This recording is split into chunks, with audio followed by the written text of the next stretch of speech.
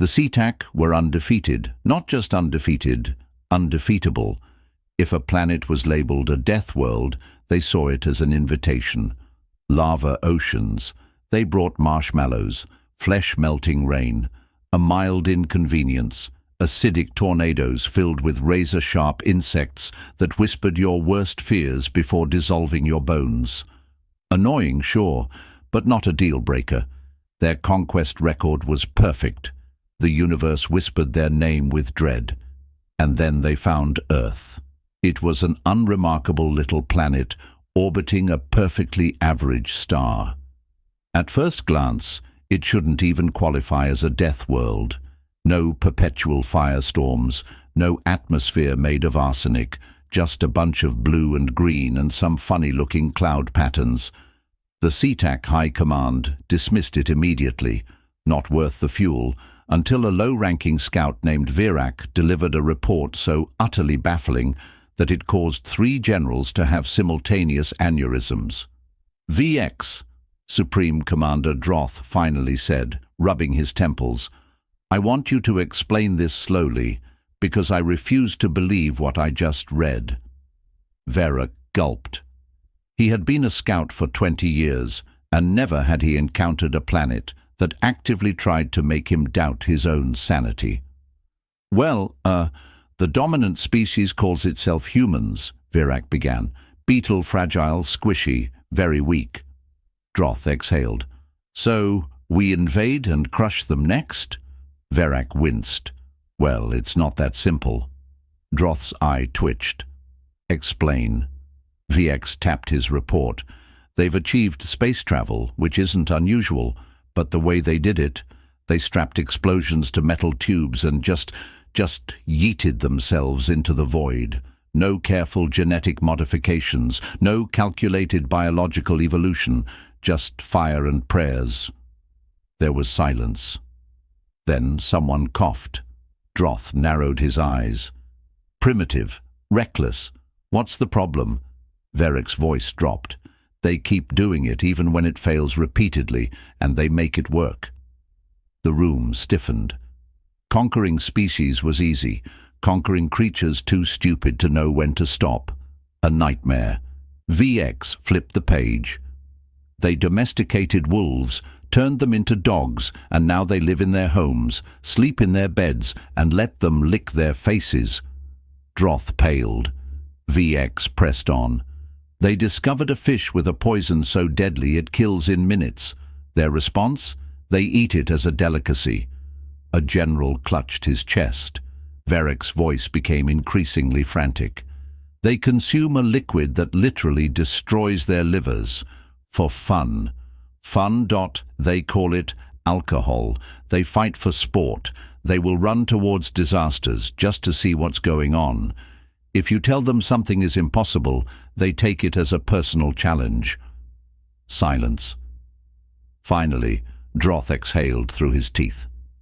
This is clearly exaggerated. You are telling me these creatures are somehow alive, that they thrive in these conditions?" Virak's hands trembled. "Not just thrive, sir," he swallowed. "They are bored." Every Kriv'Tak in the room flinched. There were rules to Deathworlds. A balance. Life grew strong in response to danger. But this was something else. Virak took a deep breath. "One last thing. I hesitated to include this. I feared I was hallucinating." Droth gestured impatiently. "Out with it." VX flipped to the last page. "There is a ritual, a form of conflict resolution." Droth leaned forward. VX's voice was hollow. "They stand opposite one another. They clench their fists, and then they take turns slapping each other until one falls." There was a long pause. One of the generals slid under the table. Another wept openly. Droth simply sat there, staring at nothing, whispering to himself. VX swallowed. "Shall I prepare the invasion?" Droth blinked. His face was blank, but his claws were digging into the armrest. "Virak," he said. "Heli, no." VX hesitated. "Sir?" Droth rose to his feet. "We will observe, but we will not engage. No provocation, no conflict, no contact. VX gaped.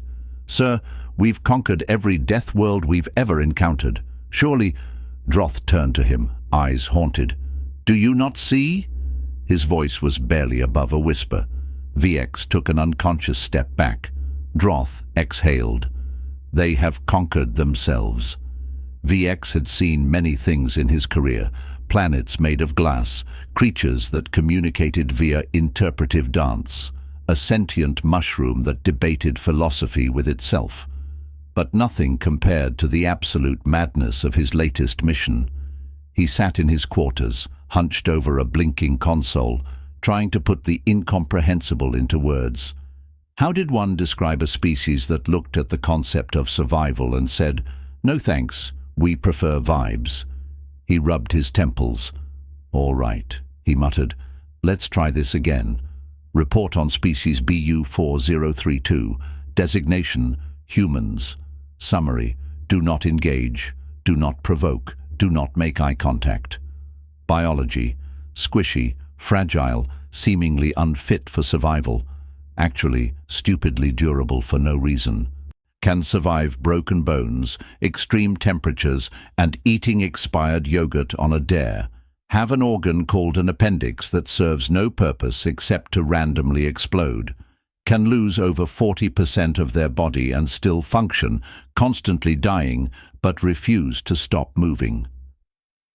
Psychology, absolute nightmare. Exist in a permanent state of self-imposed stress. Willingly engage in activities they describe as soul-crushing for money, capable of instant irrational loyalty based on arbitrary concepts like sports teams and which city has the best pizza. Somehow both deeply pessimistic and wildly overconfident. If told they can't do something, they will immediately do it out of spite. Verak sighed. That barely scratched the surface. He hadn't even touched on their baffling relationship with nature. Most species feared their homeworlds. Humans. They went camping. He resumed typing. Notable behaviors. Laugh in the face of mortal peril, literally.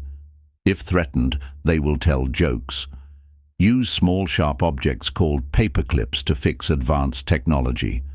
Form intense emotional bonds with inanimate objects. See Wilson the volleyball incident. Use fire as both a weapon and a form of entertainment. Will deliberately scare themselves for fun. See horror movies and roller coasters. VX shuddered at the memory of the theme park. He had observed the humans paying money to be strapped into death machines that hurled them through the air. He had nearly fainted watching it.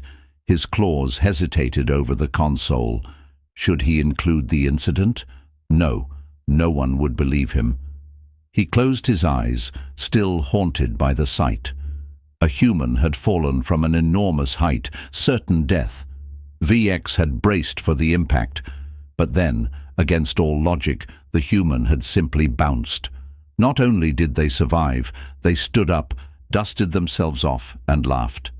And the others, the other humans? They just gave them a pat on the back and said, "Damn, that was wild." VX had nearly passed out. He took a deep breath. He had to finish this. Final recommendation. The HFY Empire must avoid Earth at all costs. Do not invade. Do not make contact. Do not let them know we exist. Verak sat back. It was done. He hit send, praying the High Command would listen. Then, from outside his window, he heard something, a deep, rhythmic chant. Shot, shot, shot, shot. Verak turned, dread filling his soul. On the observation deck below, a group of humans was gathered around a table, cheering as one of them, a small, fragile-looking female, slammed back a glass of liquid, her face contorted. She wobbled, then, to the horror of all watching, she banged her fist on the table and shouted, "Again!" Verak's breath hitched. These creatures. They didn't just survive Deathworld conditions, they celebrated them. Verak had done his duty. He had sent the report. He had warned the Empire. He had made it very clear that interacting with humans in any capacity was equivalent to sticking one's face into an active supernova, which was why, 3 days later, when he received a message titled "Urgent, Initiate Invasion of Earth," he immediately suffered a minor existential crisis. VX read the message 3 times just to confirm he hadn't gone insane. The HFY Empire does not back down from any challenge. "We have conquered every Deathworld. We will conquer this one. Dismiss your cowardice and prepare the first strike. Glory to the Empire." VX stared at the screen. Then he muttered, "Oh, for the love of..." and slammed his head against the console. Fine, fine. If the Empire wanted to throw itself into a meat grinder, who was he to stop them? He would follow orders. He would lead the attack, and when everything went horribly wrong, he would be the first to say, "I told you so," at their funerals. So, with the resignation of someone watching an asteroid hurtle toward their homeworld, he began preparations for the first strike. The invasion begins and immediately goes off the rails. The plan was simple: deploy shock troopers in a key urban center, establish dominance, demand surrender. If humans resisted, obliterate their strongest warriors. Standard procedure. Unfortunately, there was an unforeseen issue. Humans, as a species, did not come with a standard response to existential threats. Instead, they had multiple responses, none of which were even remotely predictable. For example, when the HFY forces landed in a large human city, they expected resistance, military intervention, possibly even nuclear retaliation. What they did not expect was Greg. Greg was 27 years old. Greg had worked a double shift at his terrible job. Greg had just been dumped via text. Greg was in no mood for an alien invasion. So, when the towering armored HFY commander roared, "Submit, primitive, and prepare for..." Greg, without hesitation, launched his half-eaten burrito directly at the alien's face. There was a horrified silence. The HFY commander wiped beans and cheese from his helmet. "Did you just..." "Yeah, I did," Greg snapped. "What of it?" The alien hesitated. In every previous conquest, the natives had either cowered or fought back with overwhelming force. Never before had a species responded with casual disrespect, and that's when everything unraveled. The troopers hesitated. Civilians gathered. Someone started live streaming. A nearby food vendor, sensing opportunity, began selling invasion snack combos. Then, as if the universe itself had decided to abandon all logic, a squad of human warriors finally arrived. The HFY braced for combat, but instead of elite soldiers, they were met with... Oh no, it was police officers with clipboards. VX, watching from orbit, buried his face in his claws as the officers began issuing parking violations for the landed HFY warships. The invasion force, trained for every imaginable form of warfare, found itself utterly helpless against bureaucracy. And then, to make matters worse, a human elder appeared. Her name was Doris. She was 83. She walked straight up to the HFY commander, looked him in the eye and said, "You better not have scratched my Buick, young man." The commander, who had personally torn apart warlords with his bare claws, took an unconscious step back. Doris squinted. "You planning to shoot those big fancy guns?" The commander hesitated. Doris jabbed a finger into his chest. "In my neighborhood, over my dead body." The commander, utterly at a loss, looked around for support. None came. His troops were frozen in place, unsure whether this small, wrinkled creature was a minor annoyance or a cosmic force beyond reckoning. Then, without waiting for permission, Doris reached into her purse and pulled out a single peppermint candy. "Here," she said, shoving it into his massive, clawed hand. "You look like you need it." VX watched in abject horror as his proud warrior commander accepted the candy and muttered, "Thank you." And that was it. The invasion force broke. They left. They left not because they were outgunned, not because they were outmatched, but because they were completely unprepared for a species that fought with pettiness, paperwork, and elderly women who took no nonsense. VX sighed. Maybe, just maybe, he'd live long enough to say, "I told you so." VX sat in silence, a deep, soul-crushing silence. The invasion had failed, not in a grand dramatic battle, not in a legendary clash of titans. No, it had failed because one human had thrown a burrito, another had issued parking tickets, and an elderly woman had bullied a commander into submission with a single peppermint candy. VX wasn't even mad. He was just tired. Now, back aboard the flagship, the SeaTac High Command was in full meltdown mode. "How do we spin this?"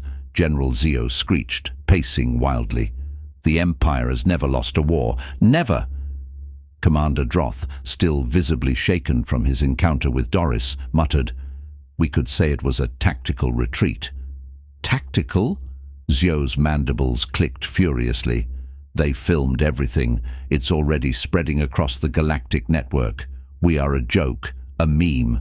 VX, watching the chaos calmly, took a sip of water.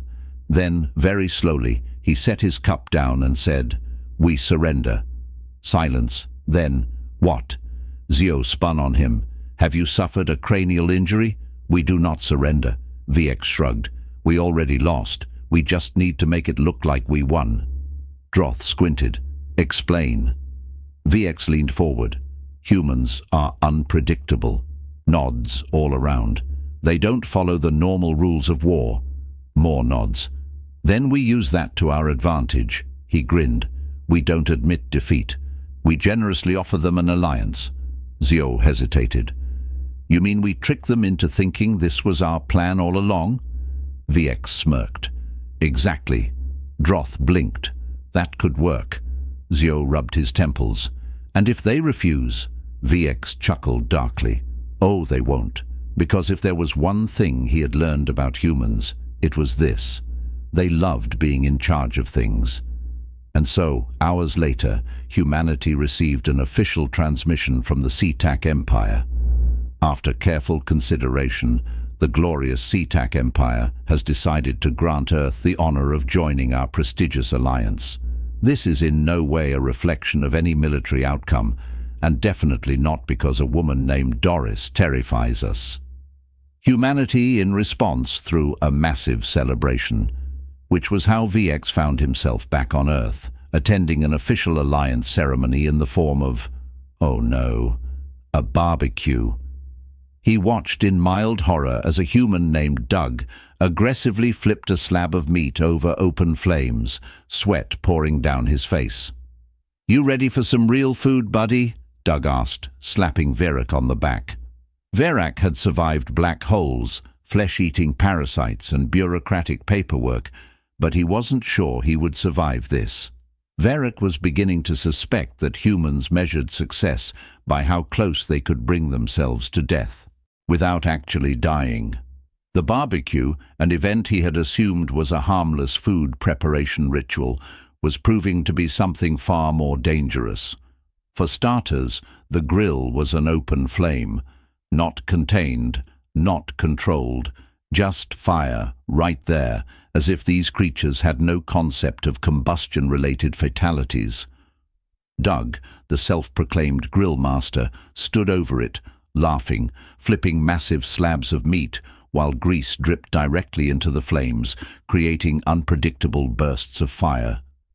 VX turned to the human next to him. "Shouldn't we be, I don't know, running?" The human, who had introduced himself as Steve, shrugged. "Nah, that's just the good sizzle." Verak was fairly certain that was not a scientifically valid term. Then, to make matters worse, a nearby group of humans had begun engaging in a strange form of combat known as beer pong. VX watched as they threw small white spheres into red cups filled with what he had been assured was poison. "Why are they drinking that if it impairs brain function?" he asked. Steve grinned. "Because it impairs brain function." VX had no response to this. Meanwhile, Doug was still aggressively tending to the grill. The flames grew higher, the meat sizzled ominously, and a few humans cheered. One yelled, "Bigger flames mean better flavor." VX took a slow step backward. "Are we certain this isn't an offering to some kind of fire god?" Doug wiped sweat from his brow. "Almost ready." Then, with absolutely zero hesitation, he reached into the fire barehanded, flipped a steak, and laughed like a lunatic. VX had seen warriors fall in battle. He had seen entire civilizations burn, but this was the most reckless thing he had ever witnessed. Then, as if the universe wanted to prove his point, there was a loud bang followed by a whoosh, and suddenly the grill erupted into a fireball. Humans dove out of the way. Someone screamed, "Hell yeah!"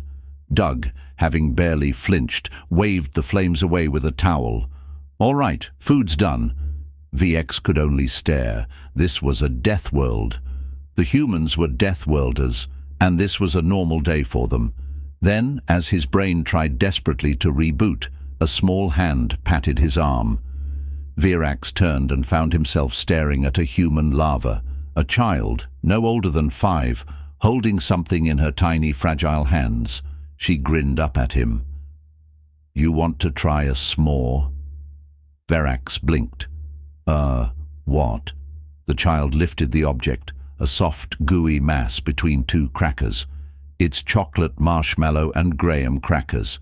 You melt the marshmallow over the fire, but you got to be careful, or it—" The marshmallow she had been roasting burst into flames. The child, utterly unfazed, stared at the flaming sugar. Then she shrugged, blew it out, and took a bite. VX exhaled through his teeth. This species was unhinged, and the worst part? The s'more was delicious. VX had seen many terrifying things in his life. He had watched entire civilizations crumble. He had faced creatures capable of devouring warships whole. He had once witnessed a SeaTac bureaucrat file, Form X77B, without attaching the necessary sub-appendix, and the memory still gave him nightmares. None of that compared to what he was witnessing now. The humans had initiated what they called a friendly debate. It had started innocently enough. Someone had casually mentioned that pineapple on pizza was an unforgivable sin. Another human immediately declared that it was a gift from the gods, and from that moment forward, all logic and reason had ceased to exist. VX clutched his head. "Why are they so angry? This is just food." Steve, who had already consumed a frankly dangerous amount of alcohol, chuckled. "Nah, man, this is war." The argument escalated at speeds VX didn't think were physically possible. "Cold pizza is better than hot pizza," someone yelled. "What did you just say?" I'm just saying, soup is basically a beverage." "You're a monster." Doug, who only minutes ago had been playing with open flames, was now shouting about sandwiches with the intensity of a battlefield commander. "A hot dog is not a sandwich," Brian pointed aggressively. "Then define a sandwich, you coward." VX turned to Steve. Will they fight?" Steve smirked. "Oh no, this is just how we bond." Verax's jaw dropped. "This is bonding?" Then, to his absolute horror, someone brought up the metric system. Instantly, the argument expanded into a multi-front war. A group of humans who had previously been allies turned on each other, loudly debating whether Fahrenheit or Celsius was the correct temperature scale. Another group became impossibly angry about whether the letter Z should be pronounced Z or Z. VX took a slow step backward. This is madness." Steve grinned. "Nah, this is family." Verax was just about to respond when a loud bang echoed across the gathering. Silence fell. Everyone turned. A single human stood, wobbly but determined. Zrenia, a large bottle in one hand. He raised it into the air and declared, "We need more drinks." there was a deafening cheer. VX had never been more terrified in his life. VX had lost control, not of himself. No, his personal dignity had already been sacrificed back when he was forced to admit that s'mores were, in fact, delicious, but of the entire situation. The so-called alliance celebration had spiraled into pure chaos. For one, the humans had introduced him to a substance called tequila. This had been a mistake. "You just take the shot, then lick the salt and suck the lime," Doug had explained. Simple. It had not been simple. It had been a disaster. VX had made the grave error of underestimating human alcohol. Cyriac digestion was built for poisons, yes, but this was not poison. This was liquid insanity. Within minutes, things escalated beyond reason. One group of humans had started wrestling in the grass, yelling something about Brazilian jiu-jitsu. Another had declared that gravity was optional and was currently attempting to construct what they called a human pyramid. Meanwhile, Doug had climbed onto a table, lifted a slab of grilled meat over his head, and shouted, "For the glory of the grill!" before taking a massive bite. VX clutched his skull. Why are they like this? Steve, now wearing sunglasses despite it being nighttime, patted him on the back. "Buddy, you're overthinking it." VX gestured wildly. "They are literally trying to defy physics." Steve nodded sagely. "Yeah, but like, for fun." VX groaned. This wasn't an alliance. This was a slow-motion catastrophe. Then, as if things couldn't get worse, someone started the karaoke machine. Oh no! Verax barely had time to process this before Doug, still dripping with barbecue sauce, grabbed the microphone and absolutely butchered a song called Bohemian Rhapsody. And yet the humans cheered anyway. Steve turned to him grinning. "You're up next, man." VX took a slow breath. He had two options. One, refuse, maintain his dignity, and try to salvage what remained of the night, or two, make the worst decision of his life. VX sighed. "Give me the mic." VX regretted everything the moment he took the microphone. The humans erupted into cheers. They had no idea what was coming. Neither did he. Steve slapped him on the back. "Just feel the music, man. Feel the music." VX was a warrior, a strategist, a survivor of bureaucratic audits, but he had never encountered anything as truly unpredictable as human karaoke. And then the song started. A deep, rumbling beat, a rhythm that pulsed through the very air. And before VX could process his own terrible life choices, the words flashed onto the screen, "Don't stop believing." The crowd screamed in approval. VX, caught in the sheer gravitational pull of peer pressure, took a deep breath. Hold on to that feeling. The humans went feral. Doug climbed onto the table again. Someone threw their arms around VX's shoulders, harmonizing badly. People were spilling drinks, screaming lyrics, and waving their hands in the air like they had just achieved galactic dominance. VX barely recognized himself. This was it. This was his life now. By the time the song ended, he was breathless. The humans cheered. Doug punched the air. "My dude, you killed it!" Steve, wiping a tear from his eye, whispered, "Beautiful." VX dropped the mic. This was oddly satisfying. And then, as if the universe had been waiting for him to accept his fate, he heard a ding from his communicator, a message from SeaTac High Command. He read it, and his stomach dropped. "RX urgent update. The Galactic network has seen footage of your alliance celebration. The Empire is in crisis. Morale is at an all-time low.